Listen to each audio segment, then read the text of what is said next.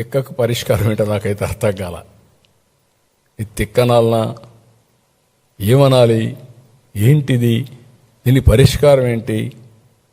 సాక్షాత్తు పార్లమెంటు ఒక చట్టాన్ని చేస్తే చట్టాన్ని అమలు చేయవలసిన రాజకీయ పార్టీలు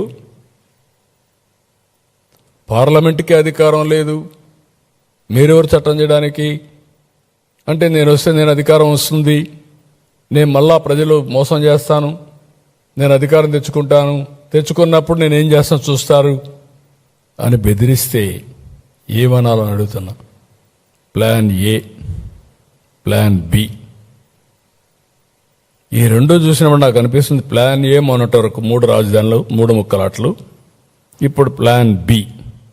ఈ ప్లాన్ బిలో ఏం చెప్పాలనో మీరే చెప్పాలి. ఆ పేరు పలకాలంటే కూడా నాకు ఇష్టం లేదు.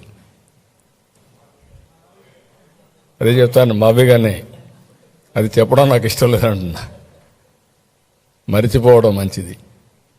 ఇలాంటి ఇవన్నీ కూడా ఏమనాలి, ఏంటి మనస్తత్వం ఏంటి? నాకు అంతుపట్టలేదు, మీకు అంతుపట్టిందా? ఈ మనస్తత్వం మీకు అంతుపట్టలేదు, ప్రజలకైనా అంతుపట్టిందా? ఏంటి ప్రవర్తన ఏంటి? ఇలాంటి వాళ్ళు రాజకీయం చేయడం ఏంటి? మనందరం కలిసి ఏ విధంగా ముందుకు పోతాం? నాకైతే ఒకప్పుడు అందరూ అంటారు సైకో అంటారు, లేకపోతే ఇతనికి రకరకాలుగా మాట్లాడతాను. నేను ఎన్ని మాట్లాడదలుచుకోలేదు. ఈరోజు దేశమంతా పార్లమెంట్లో మనకు సపోర్ట్ చేసి ఈ రాజధాని రావాలి, అమరావతి అభివృద్ధి కావాలి, ఆంధ్ర రాష్ట్రం బాగుపడాలి, దేశ అభివృద్ధికి కూడా దోహదం చేయాలి అని వాళ్ళందరూ మాట్లాడి యునానమస్గా అమరావతికి సంఘీభావాన్ని తెలియజేశారు, అమరావతి నిలబెట్టారు. వాళ్ళని తప్పుపడుతున్నాడు. ఏమనాలి నాకైతే అర్థం కావడం లేదు. అంటే వాళ్ళంతా ఏమీ తెలియని వాళ్ళు, ఈయనొక్కడే తెలివైనవాడు, ఇలాంటి మాట్లాడే పరిస్థితికి వస్తున్నాడు. కాబట్టి మనందరం కూడా గుర్తుపెట్టుకోవాల్సింది, ఇలాంటి చూస్తే ఇంత విషం, ఇంత కుట్ర, ఇంత నేరాలు ఘోరాలు చేసి మళ్ళీ ఎదురుదాడి చేయడం, ధైర్యంగా ఫేస్ చేయడం, ఇవన్నీ చూసినప్పుడు చాలా బాధేస్తుంది.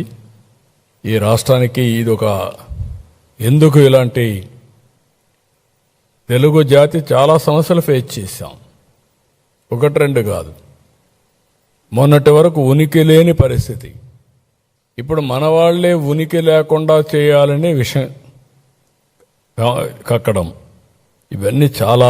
ఇంకొక పక్కన డిజైన్ ఉంది ఇంట్లో, బెదిరిస్తే పెట్టుబడులు రావని. ఇది కూడా చాలా నీచం.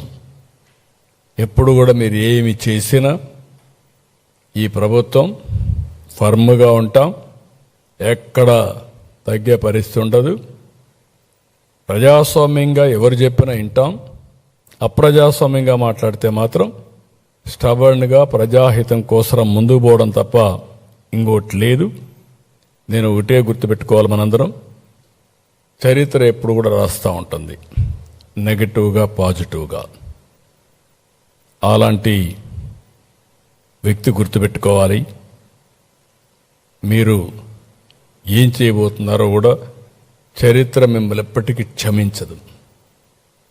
ఈరోజే మనకు జరిగినటువంటి ఇబ్బందుల వల్ల ఆంధ్రప్రదేశ్ రాష్ట్రం దక్షిణ భారతదేశంలో లోయెస్ట్ పర్ క్యాపిటల్ ఇన్కమ్